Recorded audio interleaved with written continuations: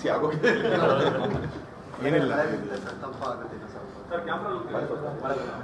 First of all Rockline ಸರ್ಗೆ thanks ಹೇಳಬೇಕು.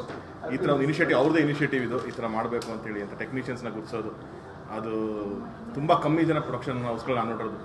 ಇದಕ್ಕೆ ಹಿಂದೆ ನಾನು ಮಾಡಿದಾಗ ತೂದೀಪ ಪ್ರೊಡಕ್ಷನ್ಸ್ ಮಾಡಿದಾಗ ಅವಾಗ ಬಾಸತ್ ಕೆಲಸ ಮಾಡಿದಾಗ ಅಲ್ಲಿ ನೋಡಿದ್ದೀನಿ ಟೆಕ್ನಿಷಿಯನ್ಸ್ನ ಗುರ್ಸೋದು, ಅವ್ರಿಗೆ ಅಂತ ಏನಾದ್ರು ಮಾಡಿಕೊಡೋದು ಅಂತ. ಅದು ಬಿಟ್ಟರೆ ನಾನು ಫಸ್ಟ್ ಟೈಮ್ ಅಣ್ಣನ ಜೊತೆ ವರ್ಕ್ ಮಾಡ್ತಾರೆ. ಇವ್ರು ಯಾವಾಗಿಂದನೂ ಫಸ್ಟ್ ಕತೆ ನಾವು ಶುರುವಾದಾಗಿಂದನೂ ಟೆಕ್ನಿಷಿಯನ್ಸ್ಗೆ ಕೊಡೋ ರೆಸ್ಪೆಕ್ಟು ಅದು ಕೊಡ್ತಾನೆ ಇದ್ರು. ಅದು ಎಸ್ಪೆಷಲಿ ರೈಟರ್ಸ್ಗೆ. ಯಾಕಂದರೆ ಇವತ್ತು ನಮಗೆ ಗೊತ್ತು ಎಷ್ಟು ಕೊರತೆ ಯಾಕಿದೆ ಅಂತಂದರೆ, ಎಷ್ಟೋ ಜನ ನಮ್ಮ ರೈಟರ್ಸು ತೆಲುಗು ಕೆಲಸ ಮಾಡ್ತಿದ್ದಾರೆ, ತಮಿಳಲ್ಲಿ ಕೆಲಸ ಮಾಡ್ತಿದ್ದಾರೆ, ಹಿಂದಿಗೂ ಕೆಲಸ ಮಾಡ್ತಿದ್ದಾರೆ. ಏನು ಅಂತಂದರೆ ಅವ್ರುಗಳಿಗೆ ಏನು ಅಂದರೆ ಅಂದ್ಕೊಂಡಿದ್ದು ನಮಗೆ ಇಲ್ಲಿ ಫಿನಾನ್ಷಿಯಲ್ ಎಷ್ಟು ಸ್ಟ್ರಾಂಗ್ ಇಲ್ಲ ಅಂತ ಹೇಳ್ತಾರೆ. ಆಮೇಲೆ ಇನ್ನೊಂದು ಏನಾಗೋಯ್ತು ನಮ್ಮಲ್ಲಿ, ನಮ್ಮ ಫಾಲ್ಟ್ಗಳೇನೆಂದರೆ ರೈಟರ್ ಆಗಿದ್ದವರು ಒಂದು ಫಿಲಮ್ 2 ಫಿಲಮ್ ನಾವು ರೈಟಿಂಗ್ ಆಗ್ತಿದ್ದಂಗೆ ಡೈರೆಕ್ಟರ್ ಆಗಿ ಮತ್ತೆ ಬರ್ಡನ್ ಜಾಸ್ತಿ ಮಾಡ್ಕೊತಾ ಇದ್ದೀವಿ.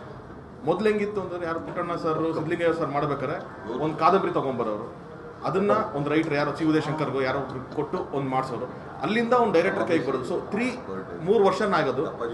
ಈಗ ಅದನ್ನೇ ನಾನು ಫಾಲೋ ಮಾಡಿದೆ. ಓಕೆ, ಜಡೇಶ್ ಒಂದು ಕತೆ ತೊಗೊಂಡು ರೆಡಿ ಮಾಡೋಣ ಅಂತಂದರೆ ಒಂದು ಸ್ಟೋರಿಯಾಗಿ ಜಡೇಶ್ ಶುರು ಮಾಡಿದ್ರು, ಒಂದು ಡೈಲಾಗ್ ವೈಸಲ್ಲಿ ಮಾಸ್ತಿ ಶುರು ಮಾಡಿದ್ರು. ಸೊ ಎಲ್ಲರಿಗೂ ಅವ್ರು ಸಿಗೋ ಕ್ರೆಡಿಟ್ 100% ಆ ಕ್ರೆಡಿಟ್ ಸಿಗುತ್ತೆ. ಸೊ ಇದ್ರಲ್ಲಿ ತುಂಬ ದೊಡ್ಡದಿದೆ, ಒಂದು ಎಲ್ಲರಿಗೂ ಹಂಚೋಷ್ಟು ಕ್ರೆಡಿಟ್ ಇರುತ್ತೆ. ಎಲ್ಲ ನಾವೇ ಮಾಡ್ಕೋಬೇಕು ಅಂತ ಅಲ್ದೇನೆ ಅವ್ರವ್ರ ಜವಾಬ್ದಾರಿಗಳು ಕೊಟ್ಟಾಗ ಕೆಲಸ ಈಸಿ ಆಗುತ್ತೆ, ಸಿನಿಮಾ ಚೆನ್ನಾಗುತ್ತೆ ಅನ್ನೋದು ನಮ್ಗೆ ಈ ಸಿನಿಮಾಯಿಂದ ಪ್ರೂವ್ ಆಗಿದೆ ಅಷ್ಟೇ. ಸರ್